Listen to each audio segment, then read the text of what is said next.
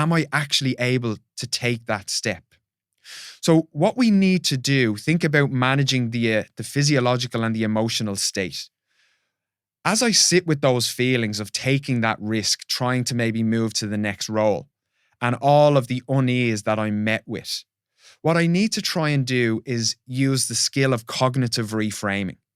So, for example, if I'm saying to myself, I wouldn't be good enough for that role, I haven't got the skills yet to be able to do that role or start that company or whatever it might be, that's where you start to change the narrative. You start to look back and say, well, what have I done throughout my career which has got me to this point?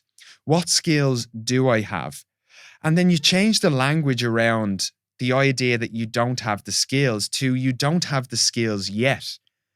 Everything is showing you that you can build that skill set based on your past success. So what you're doing when you change that narrative is you're adopting what we might call a growth mindset, which comes from Carol Dweck, or what we might call a challenge mindset, where we don't see the stressor as a threat, but we actually see it as a challenge.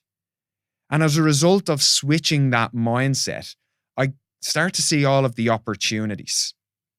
And if you want to use an objective tool to help you get better at dealing or stepping into the unknown or dealing with failures, I would recommend using what we call an after-action review.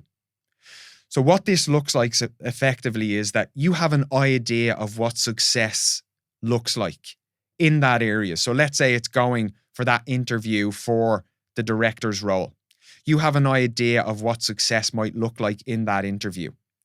Then what you have is what actually happened. So what's the difference between what success looked like or what I thought was going to happen and what actually happened? Because then what you're doing is you're moving to looking at the difference between the two, and then you're looking at what you've learned from that experience. And the reality is, as we all know, whether it's career or whether it's our life in general, we don't follow an upward trajectory. It just doesn't happen. We more so have what we call squiggly careers or squiggly life, if you like.